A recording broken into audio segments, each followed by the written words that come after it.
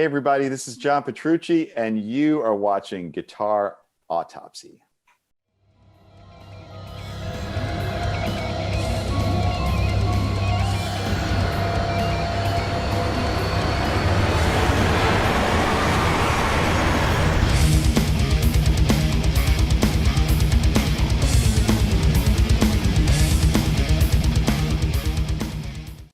Hey, what's happening? Up, dude? How are you, man? I'm doing good.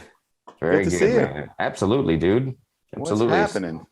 Just kind of hanging out, doing a little guitar autopsy today. It's great to have you on the show, man. Appreciate you taking time out of your busy schedule, dude. No problem. I got my LTE virtual background. I'm all set. I see that. It looks rocking, dude. So speaking of that, what are you up to, man? Oh my God. Are you getting ready to tour for LTE? You know what? No. Okay. No. Couple of reasons for that. I mean, obviously things are starting to look like they're opening back up, but yeah, even with that said, it's kind of hard. The next touring plans that I'll have will be with Dream Theater. Okay. Is that going to be this year? Possibly? Yeah, it'll be this year. That's what's opening up. I mean, it's weird. It's, we tour internationally, and it's in the US, it's looking better than other places, because all the different countries are in different stages, and, some are having spikes and lockdowns. So it's really hard to coordinate that. But yeah, so I imagine some of that stuff will more happen probably next year, Yeah, that's cool, man. That's cool. Yeah. So is there a new Dream Theater album in the works? You know what? There is actually. I don't have a lot to say about it other than we actually started it in October of last year. Yeah. And we finished it, and it's going to come out later this year, but we, no details yet, but that's all forthcoming. But man, cool, man. Really awesome. It came out great. That's awesome, dude. Everybody had a lot of pent up energy and creativity from being home. I bet. And man, I'm sorry for being rude. John, this is Zach Atkins. Hello, Zach. For the show. Hey, how's it going, man? I was wondering who that guy was sitting. Yeah, he's my partner in crime these days. You know what I mean? Yeah. Nice. How are you doing? What's happening? Just hanging out, man. Things are going great. Got the show here that started with Rusty, so great. I'm happy to be here. Very cool. Both of you guys have the cool mood lighting, I see. Yeah, got a mood lighting. Gotta make it look good. All good with you, Rusty? You've been busy? Yeah, man. I've been doing good. Been through some different changes in my life. It's setting up things for the better, and teaching's been great. Nice. I'm trying to get set up with all my home studio stuff, so I can just be completely self-sufficient and record and things like that. And it's just been so busy, and I have a bunch of guest work that I've been doing, and it's actually too much right now. It's like I want to just stop all of that and just focus on me and just do my own music. Sure. I haven't had anything out. Well, I mean, last year Dave Reckoning put out our second EP, Spread Your Disease, appropriately titled right before COVID. How did you work that one out? Yeah, well, we had the title already worked up for about a year, and then it just happened, our luck. Oh my God. I mean? Yeah. Wow. So I was hoping it would go viral or something, no pun intended. Right. But it's just been kind of sitting there. So when things open back up, hopefully we'll get back out there. We had a tour set up and everything, and we had to cancel that, obviously. Yeah, sure. I can imagine. Yeah, the last live show I played was end of February 2020. Gotcha. In fact, we ended that. It was the Dream Theater tour in support of Distance Over Time, but we were also celebrating the 20th anniversary of Scenes from a Memory. So we were doing that record, and I think I saw you on that tour. Yeah, I think you did, right? You came through Houston, yeah. That's right. So we filmed. We played in London, 2 nights in London. Yeah, and filmed, and that came out later last year as it was called Distant Memories, and that was our DVD. But the day after that show, we played in Scotland, and that was the last time we played. So that was end of February. By the time we actually get back to that part of the world, it's going to be like 2 years. Yeah, that's crazy, insane. Right? Yeah, people are going to be starving for music. Yeah, well, and not only that, but there's going to be a lot of music that's flooding the for sure. We're going to go from a period of everybody home and no touring and no business and all these people out of work to not enough tour buses, not enough hotel rooms. Right. Yeah, it'll shift to that very quickly. A total influx of that. So what have you been doing to keep yourself busy? I mean, obviously we got Liquid Tension and you did a Dream Theater, but what are you doing when you're at home? Yeah. Well, you know what? Here's the funny thing. Right after that date that I mentioned when I was home, my whole plan was I was going to start working on a solo album because I haven't done one in 15 years, and it's like anytime I would do an interview or anything, people would say, when are you going to do a solo album? So it's like, all right, I'm going to get it done. It's happening this year. Little did I know a pandemic would hit and I would just be home. So I used that time to get that written and recorded and done and out. And that was like March through May. Yeah. And it came out digitally in the summer and then physically in October. But what I was doing was Dream Theater has a new studio that we built. Fortunately, the timing of that has been unbelievable. Right. And it's not too far from my house. So I would just go there every day. That's how I spent this last year. Like, Monday through Friday, sometimes through Saturday, just there for 10, 12 hours a day. Right. Got that album done. Yeah, that's what I've been doing. And then, on to Liquid Tension, like you mentioned, over the summer, we got together, got that done. And that just went right into the new Dream Theater in October and got that done. And you have been busy, man. I've been making a lot of music, my friend. That is great. Yeah. Dude. That is so awesome, man. And, the days, other than that, the days at home, I mean, it's probably like most people. I mean, a lot more family time, which has been great. Sure. My kids, are all adults now. And when everything hit, there was no school, no jobs. And so everybody was home. So we spent a lot of time together and hung out and it was great bonding family time for a while. So that was cool. That's always nice, man, for sure. For sure. So what about guitar these days? What are you practicing, man? What's on the practice schedule? Do you like practicing a lot? I mean, obviously you're doing records, but that's writing versus practicing. That's a different right. Exactly.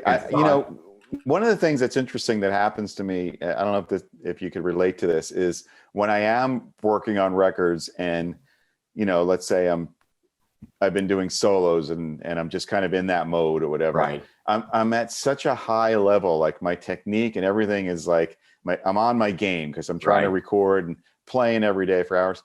And then I always tell myself, this is amazing. Like I got to keep this up.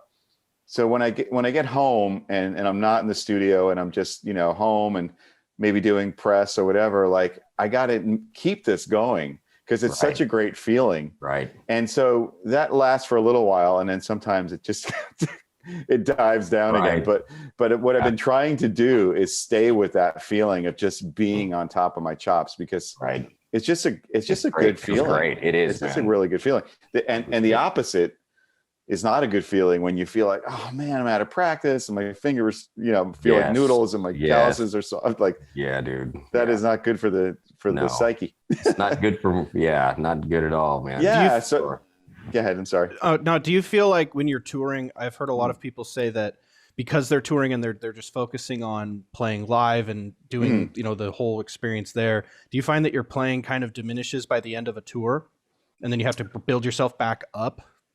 No, I find the opposite actually, that my playing is at a high level because of a couple of things. I think one of them is constant playing, and live playing is different than sitting in your home or your studio. There's a lot more energy you put into it, a lot more attitude and physical force and everything else that goes into it. So my conditioning is really, really high.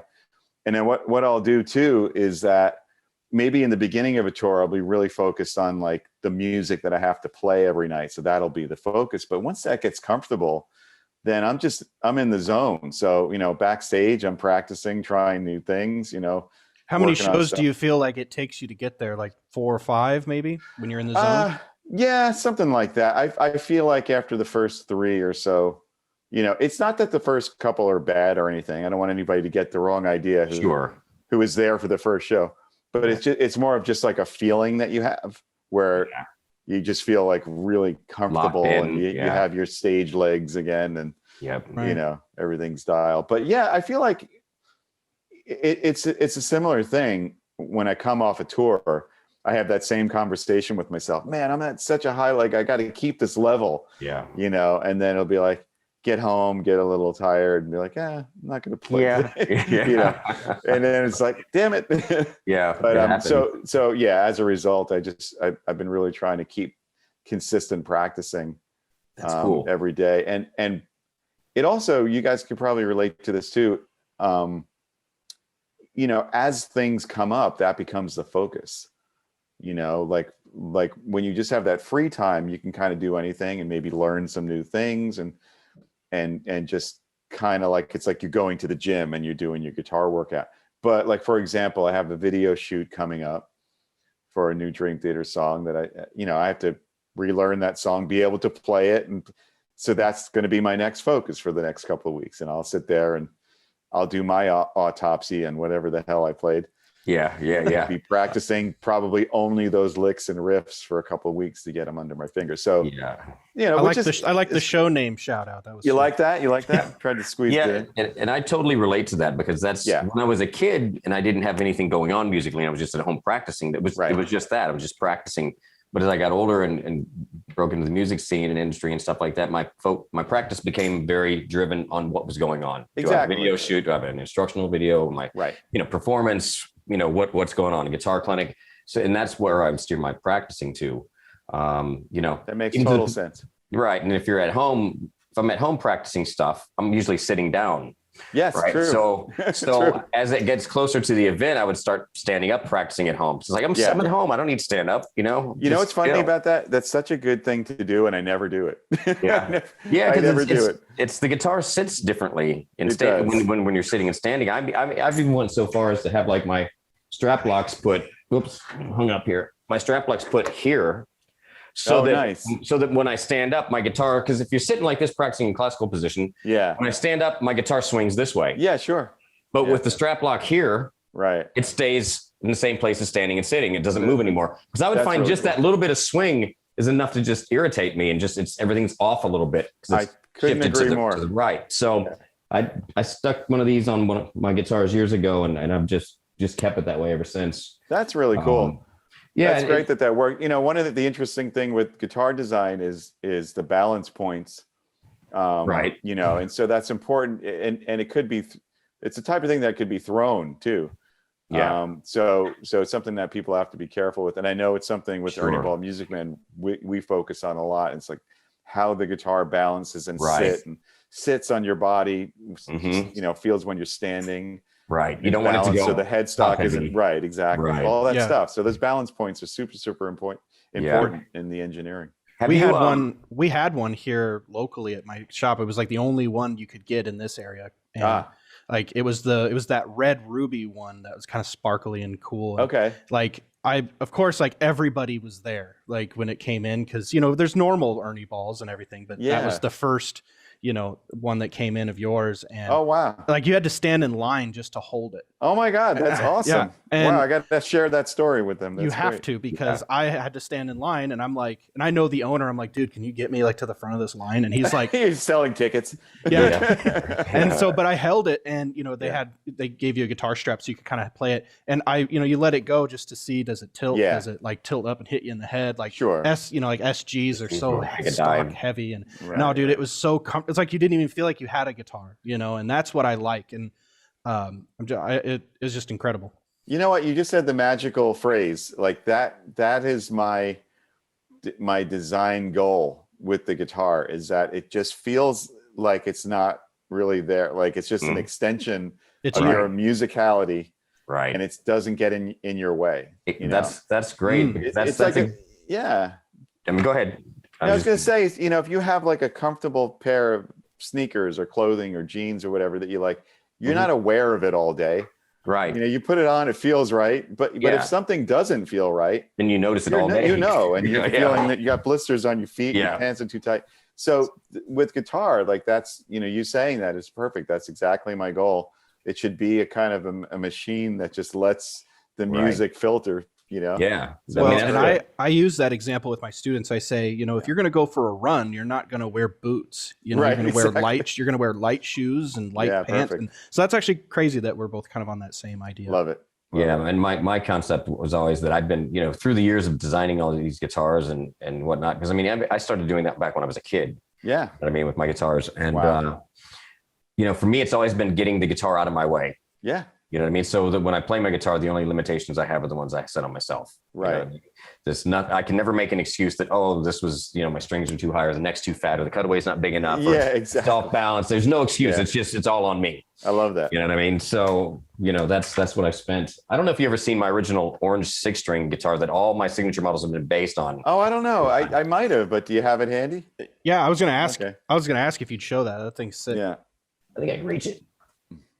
Like the cutaway on this thing is insane. Oh my God. So this is a guitar that I had built right out of high school. And I think I have seen this. Yeah. Oh my God. Wow. It's pretty crazy, but I mean, look at the cutaway, dude. It's like, oh yeah. You know what I mean? I didn't have all the concepts down because you can see that still got the square kind of had the idea of beveling it, but I didn't, didn't really have that down. But I mean, this was like 1988. And you know what I mean? You're ahead of your time. Yeah. Just, it's always been, I learned how to play like on a Jackson Randy Rhoads V, but it was one way my dad put together out of Warmoth parts, right? And every time I try to pick up a Strat, it was like my hand would always hit. Absolutely. So I'm teaching to get this guitar shop, and we decided to do this. One of the guys that worked there was a guitar builder, and I'd come out of my lessons, and he'd go, "Okay, check it out. Is the cutaway big enough?" And I'd go, "No, keep cutting, man." Yeah, you know what I mean. So, I literally was like, "Man, just get it out of the way, dude. I don't want to ever hit it." You do your big stretches and all that stuff, and beautiful. Nothing, and then of course it kind of looked funny. Because this was so big and this was normal. So we had to do some mods to make it kind of balance out. That's also, those are cool. I like all your contours there. But that's one of the challenges with guitar design is just aesthetically, the balance to the eye. And sometimes when you start doing those extreme, cuts, looks weird. Chunk cutaway things, the guitar could look a little funny, So there's a balance of, is this just like a utilitarian, thing, or is there also like art to the design? Right. And if you can kind of strike that balance, then you're golden. Well, I think that's what you hit with your signatures is, thank you. Because you've got like the side pieces that come together, and you got like that beautiful wood on the side, but then the middle has a different contrasted color. It just pulls your eye there. Like, sure. Man, I could stare at all of them, and I have. And Rusty's new guitar, the Ormsby, I bought one when they put it out pre-sale, and that thing is just incredible. Like, oh my God, the cutaway, it's got 27 frets. It's insane. 27 frets. That's you haven't seen this? You can access all of them. Yeah. Whoa. So it's 27 frets. It's neck through. So there's the 27th fret, and my hand's not hitting. Oh, I love it. You know what I mean? So it's like, there's, I don't know how well you can see that or not, but that's 27 right there. Gotcha. So you've got all access to it. Oh, that's perfect. And of course, you got to have the access up top too. Otherwise you can't get your hand up there. And well, that's what you're saying there. That's beautiful. Thank you. Check out the scale, everything. Yeah. Oh, look at that cool headstock. That's man, wild. Right? That's really cool. I love the fan frets too. Thank you. Yeah, it's a very slight fan. It's 25.5 on the high side. It's just 26.2 on the low side. Yeah. I don't really think you need much of a fan, if any, on a 7-string, really. Yeah, I don't think so. What I mean? Too. So it just gives you a little bit more tension on that low B. And the thing that you just mentioned about the top horn and being able to get your thumb up there, that's something that we did with the Majesty. That was a Sterling Ball idea. Was like, okay, we did it a little bit differently where the bottom horn we actually shortened. So the idea that it doesn't like kind of stick out like traditionally might be something that looks a little bit different, but the idea was that it was really out of your way because it wasn't there. But he was like, well, that's all well and good, but what about your thumb? Like give him some love. So we did exactly that. We carved away the wood that would normally be at the top, and so you get this look when people look at it, the geometry really flows, but your first look is like, why is that top horn so large? Right. It's the same thing kind of on this one. You know what I mean? Yeah. Because this upper horn is not as long as most of them would be. Yeah. And I even, when I first started looking at the guitar, because I was looking at it on paper, we were sending stuff back and forth that way. I was like, man, that upper horn looks really big. And he goes, well, here, let me lay another guitar over it. Yes. And it really wasn't. It was like, well, this is really where it needs to be. It's an illusion. It just makes this look long at certain angles. It looks really kind of funny. Yeah. To a certain degree. But then when you see it at, the right angle and you're holding it, everything looks good, man. It's pretty sharp. Beautiful. And then, the back's got this all sculpted out too, Yeah. So you can get up in there. And the only thing I could say about that is once you've gone 27 frets, you can't go back. It's hard to go back to 24. And plus, because you can really use them. You know what I mean? You can actually utilize these frets on this guitar. When I play on it, get back on a 24 fret neck, I find myself missing it. And I never really thought I'd do that. You know what I mean? Wow, that's so it gets, you know, and this 27 is just enough that you can still use it. Yeah. Why 27? Well, why that number? Well, my last guitar, the company I was with before, we had, the cutaway was big on it, obviously like this, but the neck pickup was on an angle like this because otherwise it would poke through. Sure. So I eventually said, well, let's just fill up that space with frets. Oh, interesting. So my last guitar just had, it was like 26 and a half. It's 25 full frets and 26 and a half where the angle was. So it was like the first 4 strings that had that on it. And when I was building this with Ormsby, he's like, well, let's just put all 27. Let's just not do half. Yeah. I was like, okay. So, you know, cool. So that's really cool. I've never seen that before. That's really neat. Thank you. And it's got a slight scallop on it too. I don't know if you can see that. I do see it. Yeah. Yeah. So it kind of starts at 12 and works up and then comes back down. So it only goes up to it barely goes to the 4th string on a couple of these, and then it goes back down. And it's such a subtle thing that you don't really notice it. I had a guitar years ago that had like the last 4 frets scalloped on it. Yeah. And it was really weird. I actually always like wondered, you know, because probably like all of us, the first time I saw that was when Yngwie came out. And, you know, I know that he was totally into that, and I've seen guitars with that and played a couple, but I never really understood what, you know, for people that are really into it, and maybe you could explain it, like what is the actual benefit? Is it, well, it's wood just gets out of your way, or? Yeah, I mean, for me, like, you know, this is the first signature model I've had with the partial scallops, and not the whole one, but I've never had one. You know, when Yngwie came out, I had an old PV guitar. Yeah, it was that I had, and I scalloped the whole thing. Did you really? I got pictures of it. It was in my bedroom. My mom was so mad. There was sawdust everywhere and shit, you know. Perfect. But I mean, it certainly doesn't make it easier. Yeah. If anything, it forces you to be more precise. Right. You know, so in the long run, that's good. But what I liked about it was that it's always my fingers against the strings, against the frets. They never hit the fretboard. Gotcha. So even though my past guitars didn't have scallops on it, I always had the really tall frets. So it was basically the same thing. Yeah. You know, and I remember guitar players, if I go to like an open mic or something when I was a kid and they'd get on my guitar and all the blues guys would be, dude, your guitar's out of tune, man. I'm like, no, you just can't put a death grip on everything. Right. They're pressing too hard. Yeah, sure. Yeah, exactly. So I relate to that. So Yeah. I guess I get it based on that explanation, because I've always used the jumbo frets, the high frets. Right. And it helps you play with a light touch too. Yeah. You know what I mean? And that's what you need if you're trying to get from point A to point B. Yeah, exactly. You don't want to run out of gas. Right. And you know, so, you know, it's like, I talk about this with my students. It's like, well, how much energy does it actually take to make one note sound? Right. It's like very minimal. I had my students put their guitar. It's like, all right, put your guitar on your lap. And I'll just say, just lay your finger, just, you know, if it's not on my lap, I would just lay your finger on it with no pressure at all. Right. And then turn your volume up and start picking, and then just start adding pressure till you get a note sound. It's like, wow, they're really amazed that it's just like it's not even really the weight of your finger that makes the note sound. Yeah. You know, so little. And you know, being a beginner, you want to put a death grip on all these notes and these chords, and that's not what the really answer is. You know what I mean? Yeah.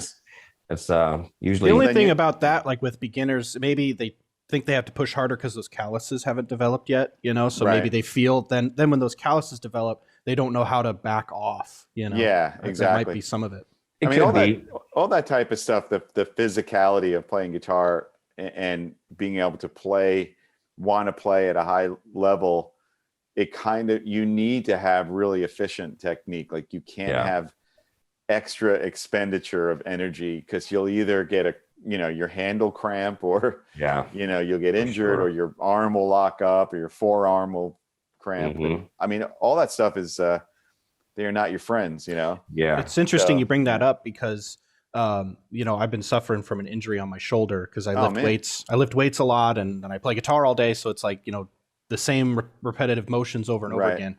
And I found this lady going to my chiropractor, and she owns like a massage therapist place, but it's not massage therapy, it's for sport therapy. Right. And so she has like all these like professional MMA fighters that she does, and she's like helped them extend their reach by like an extra inch because of getting those muscles to like relax and be more efficient. Not be tight, And so I'm laying there, and she has this shoulder here, and she's just kind of feeling around, and she's like, yeah, you're just from sitting like this or like that. She's like, you're all just tight here. And so she just starts working on it, and and you don't even realize how tight your biceps are from holding a pick stuff. So she's like, oh, you got this muscle and this is attached here. And so I'm looking at it thinking, I would have never thought that this pain could be coming from here, which is coming from here. And you're right. So it's just, I'm rethinking my whole life about guitar already, because I'm like, how do I sit a little different to not affect my shoulder? And it's hard, man, because you get so used to doing it for years and years. Exactly. And you might have a tension you're not even aware of that you're putting there. A liquid tension. A liquid tension. There you go. Or not so liquid. If you're tweaking your shoulder. Could be a gravel tension. I don't know. Yeah, right. Shoulder gravel. You know what I mean? Oh, I know that. I know when that. I was working out. You know, it's like. But man, it's a sport. It is a sport. We are. I mean, she even said that. She's like, the amount of damage you do to small parts of your body is what football players experience when it's like their whole body, and that's real, man. Yeah. There's definitely an athleticism to playing any instrument. You know, it's just a matter of how far you want to take it. I think the important thing is, like, again, you know, that conditioning that it's consistent. The only time I ever get into any sort of trouble is if I try to, you know, if I take off time and then try to do too much at once. Coming back in. You know, it's just the same thing as you talked about being in the gym. If you take off 2 weeks, 3 weeks, and then you go in on a Saturday and start throwing weights around like a maniac, you're going to be destroyed on Sunday when you wake up. You know, so the consistency is really super important, you know, so you don't run into injuries. But you're right, that there is definitely an athleticism to using. Are you still lifting? Yeah. Good. I'm still doing it. I find I learned to avoid the things in the past that have caused me any sort of trouble or injuries. It's like, okay, can't do that anymore. And I'm just super ridiculously careful when I work out. You know, you have to be. I had an injury. I don't know, probably back in 2013 or 14. And I was lifting a lot at my apartment complex I was living in at the time, and it was the machines. You know, and a buddy of mine said that's probably what messed up your shoulder instead of free weights. But what happened was, you know, and I was sleeping funny too. I'd wake up in the morning, my arm would be like this or something. You know what I mean? So that doesn't help either. No. But it got to the point where it was like, okay, well, my shoulder hurts, so I can't lift, and I'm not going to go just do legs. Right. You know what I mean? So, you know, and then, you know, after a while, after not lifting, then the diet goes, and then, you know. Sure. So it's just, and I have a full gym here in my house, but, you know, I just kind of walk by it every day. You know what I mean? Exactly. So I'm not in any pain anymore. And that's my goal, to get back in there, you know, because I think it's important, you know what I mean? Being healthy. You're being smart. Yeah. You don't want to work out with injuries. It's going to make it worse. And, you know, I mean, I've heard so many horror stories about people that end up needing surgery and everything else if you get worse. So I have not been in the hospital ever, knock on wood, or except for a couple of stitches when I was a kid, but yeah, I don't plan on going anytime soon either. Yeah, gotcha. You know, but so I noticed, you know, you seem to be pretty strong on warm-ups and warming up properly, because on your first instructional video, which I guess still is the only one you got out right now, right? That's it. Okay, I know you're probably planning on doing another one someday, right?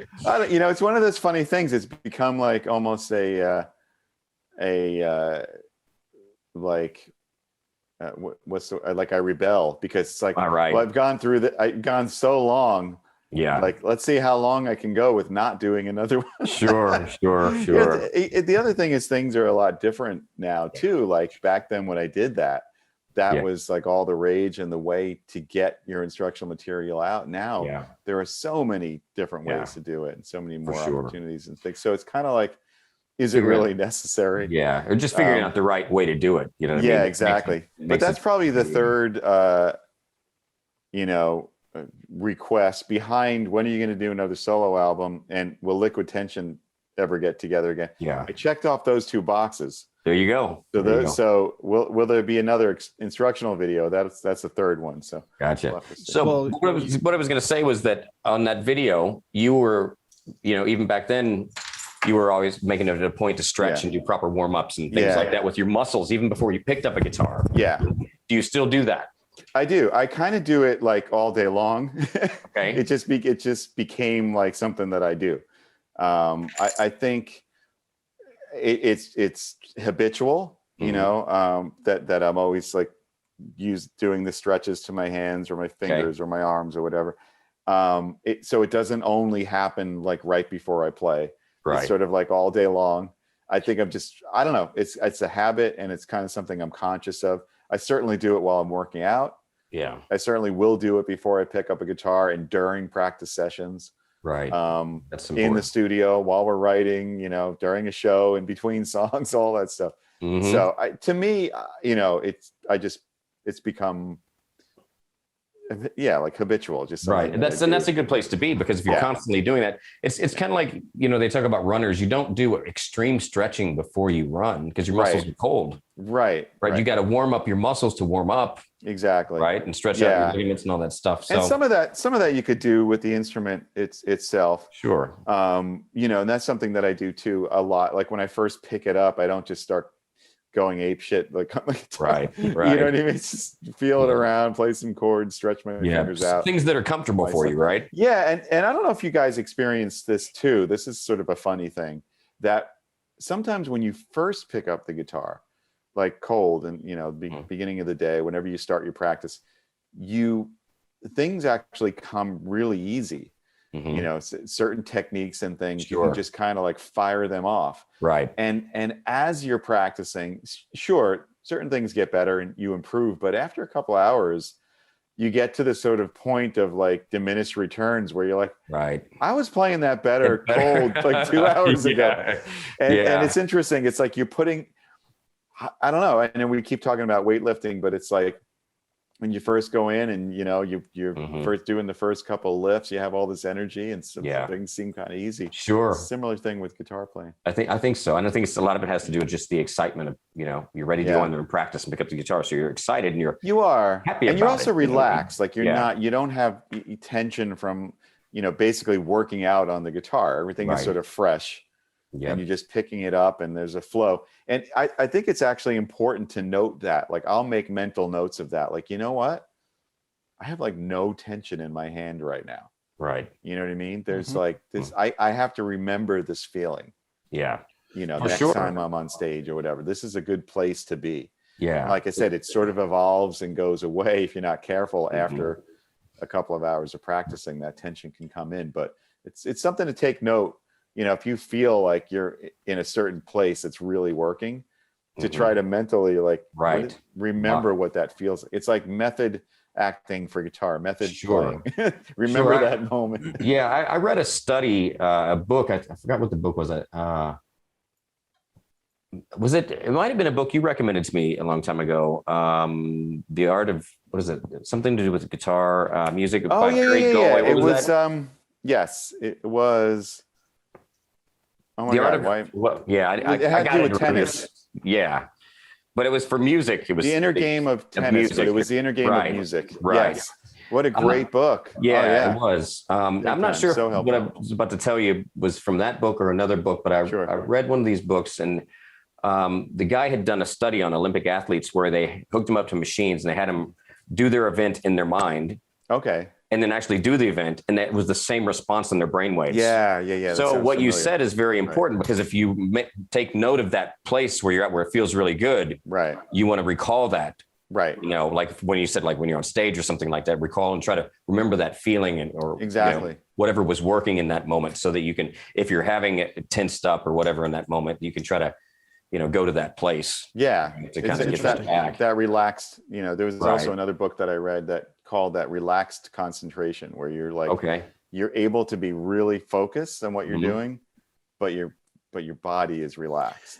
What's funny about that?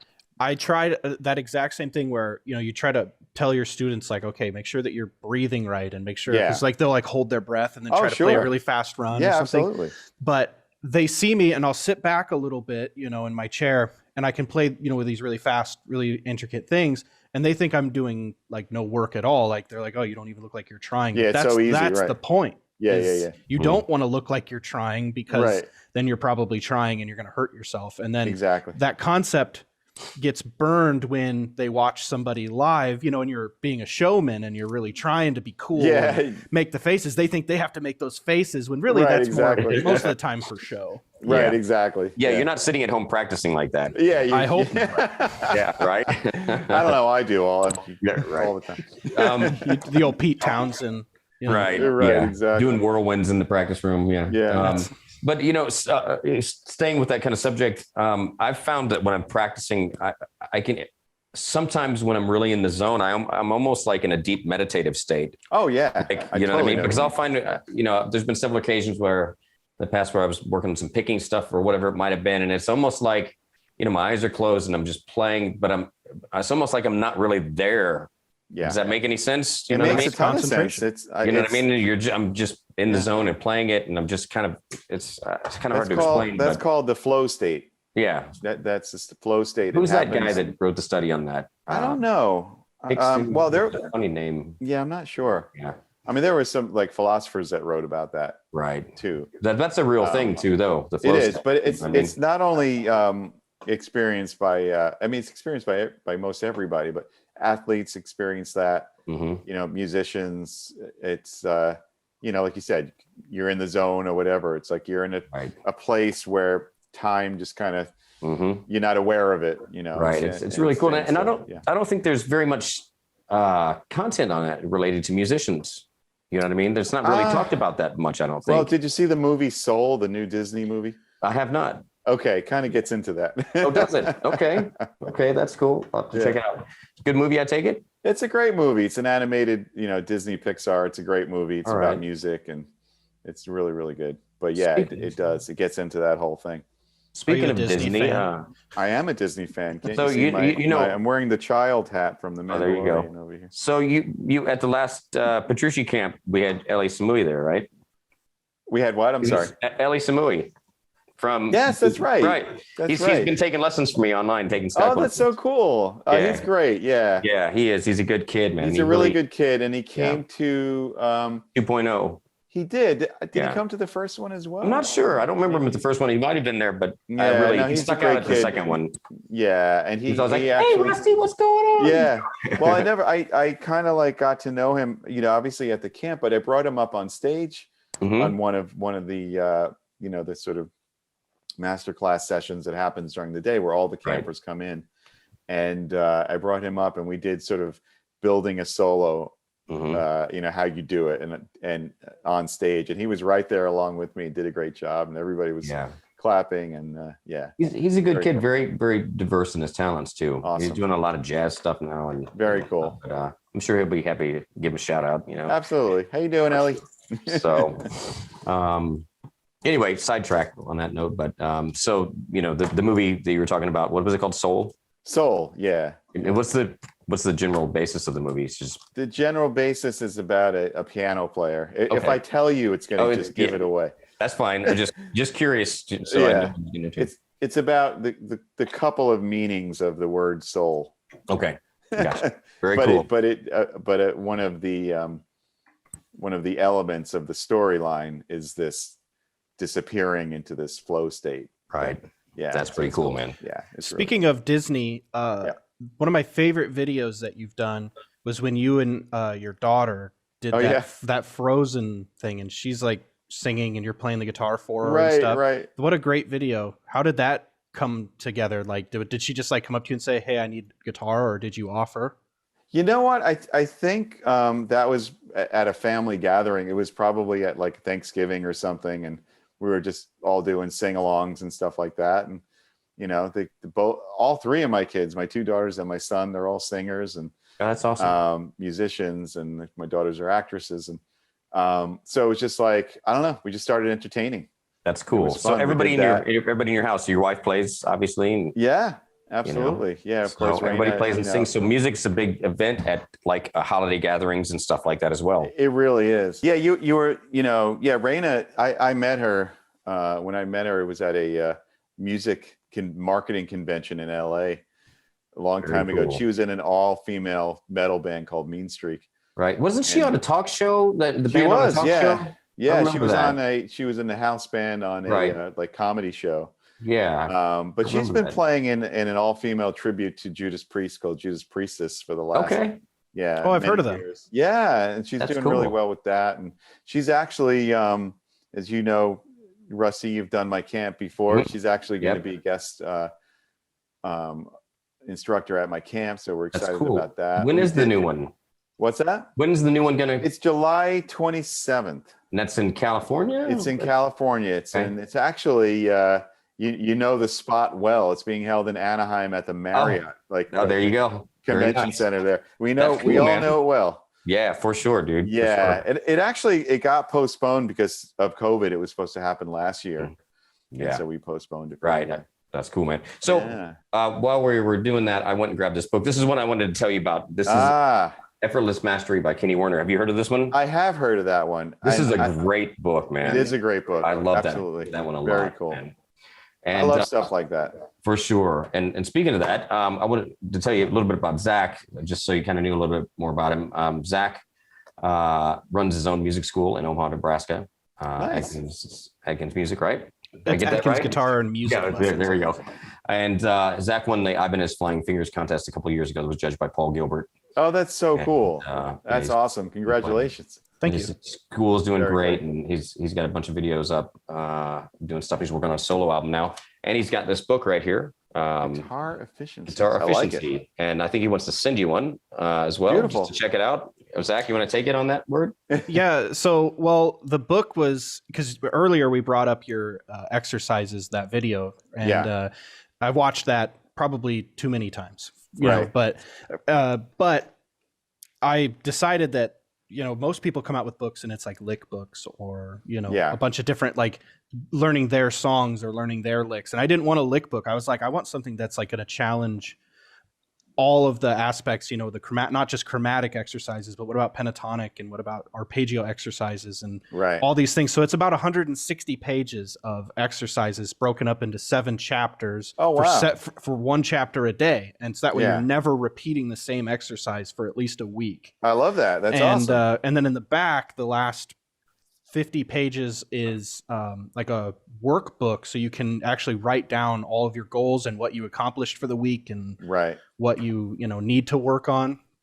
And I really took a lot of time to make it, you know, guitar friendly, so it's like a workbook and make sure that everybody had something. So I could send you one if you want one, but I would love one. That's thank you. That's awesome. Give me more stuff to practice. Yeah, right. We can all use that. Some of it you'll recognize, you know, the 1, 2, 3, 4 patterns, but also, you know, it takes it up a notch. Like if you were to put on a metronome for nonstop at whatever the BPM is on the chapter, it'll take you a half hour to get through one chapter, no matter what. Gotcha. Without that is a really cool concept. I love it. So Zach, I was trying to find a number on how many exercises are in this book, but they don't see.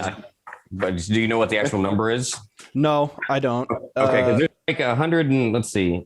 It's 160 pages of exercises, but then the last pages are.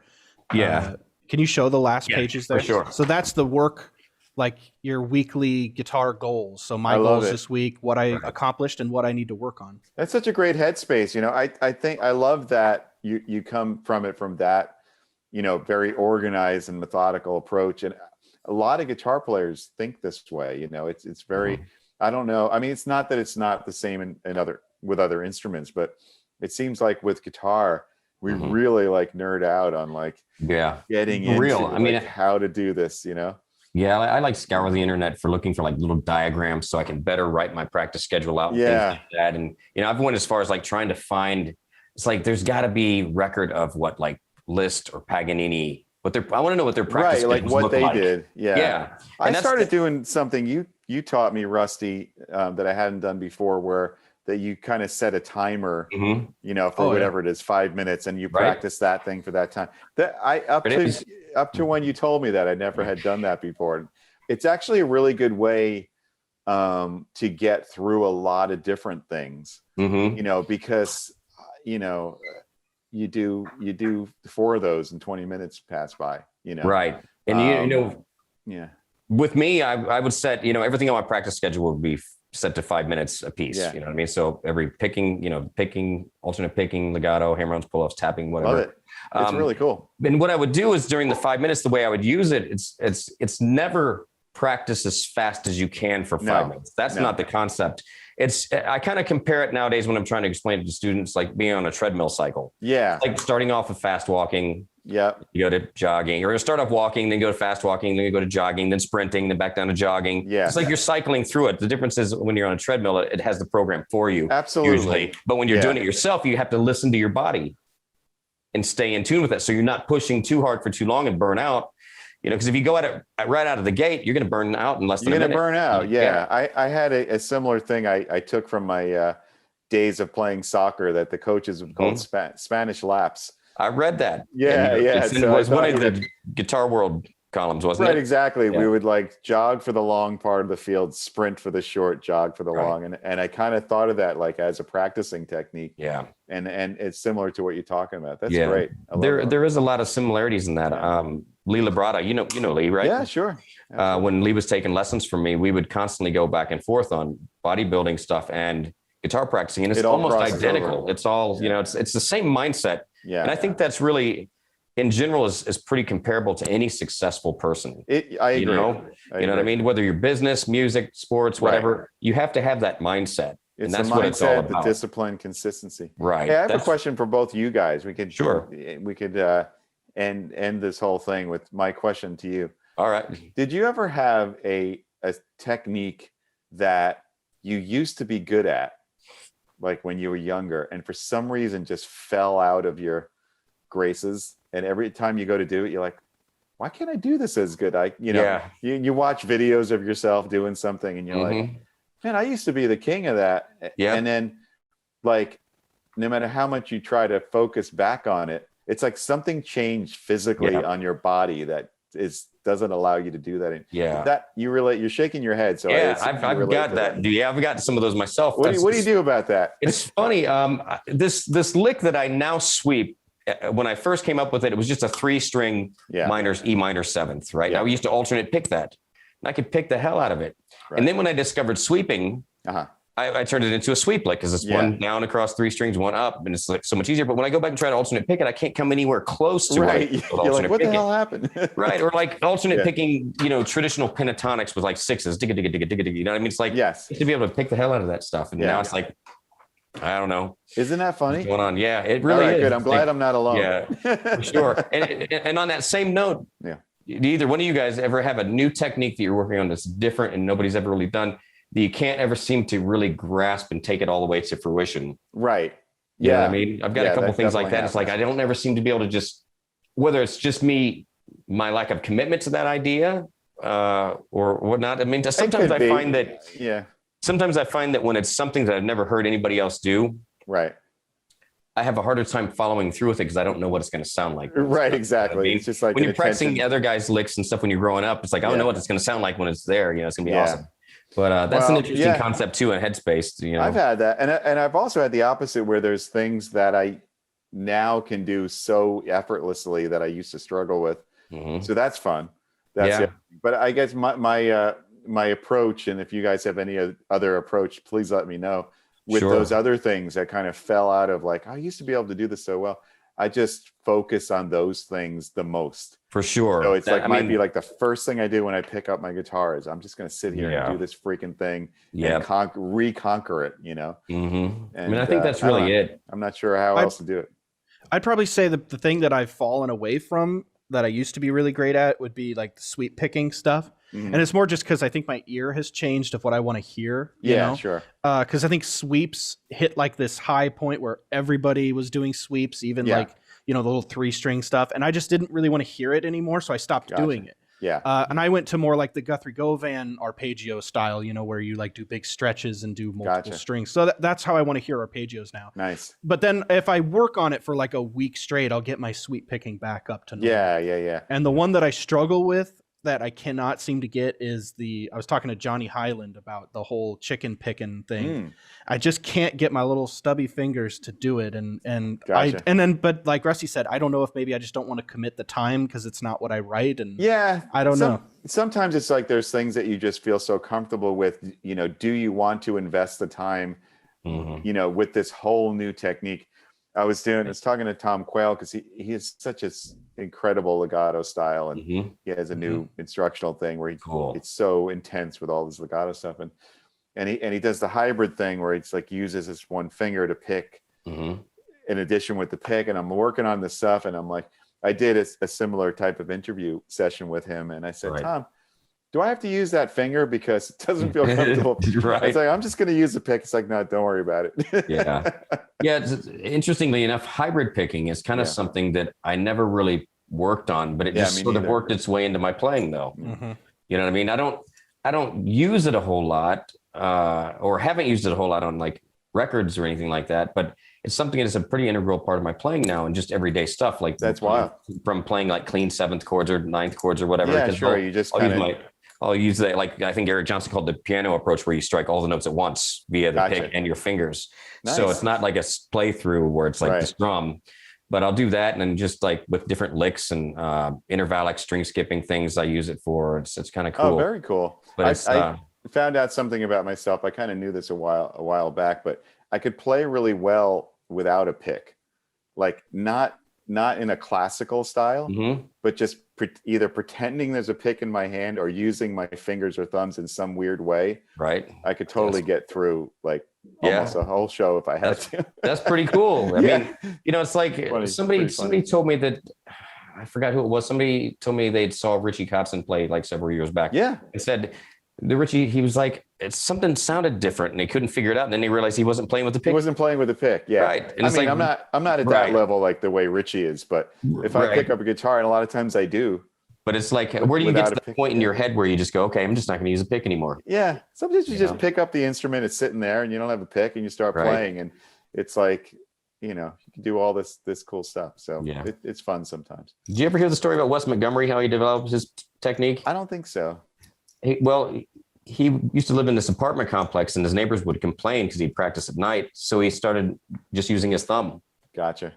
And just out of necessity, he developed that whole style around that. Amazing. It's an interesting story. That's so cool. You know what I mean? It's like, who would ever have thought, you know, I'll just use my thumb to be quiet with neighbors, you know. We are at the hour mark. Don't want to take up too much more of your time. That went quickly. Yeah, we could talk for hours. Exactly. When you're talking about guitar and hanging, it's time flies. For sure, man. Yeah. Well, John, is there anything you want to promote before we wrap it up? Well, you know what? Listen, it's been a busy year for me, and I know that anybody that might follow me knows kind of all the stuff that I'm doing. Sure. But it's been fun. You know, I put out a lot of music between my solo album. Liquid Tension just came out. New Dream Theater later this year. I've been doing some things outside of music that have been fun. I teamed up with a UK men's grooming company and did a whole line of beard oil. Oh, that's cool, man. And balm and I wax. shaved mine off. Called Nebula. So that's been really successful. And you got a whiskey out now. I do. Yeah. Monday we released Rock the Barrel, a bourbon whiskey with a craft distillery in upstate New York. That's really an unbelievable place with unbelievable I'm gonna have to buy some whiskey. Where can you get it?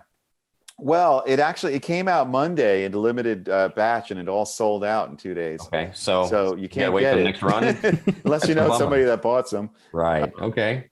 But that was fun too, because I got into the whole bourbon thing, you know, several years ago. Mm-hmm. And it was great teaming up with the guys at Iron Smoke. That's the name of the distillery. Okay. And you find, you know, when you work with people in other fields, that they have just as much passion, love, artistry, you know, in what they do. And it all the same way we're talking about whatever, working out, it all crosses over. It's that commitment to want to do things at a very high level, quality, you know, artisanship and all that stuff. It's a beautiful thing, man. It's been fun for me. Yeah. So all that stuff is out there for people to enjoy. I appreciate it. I'm so happy that you guys are, you know, doing so well with this, and happy to be on it. So awesome. Thanks, John. All right, you guys. Yep. Thanks so much. Buddy. Great hanging. All right. Thanks, man. Bye. Later. Bye.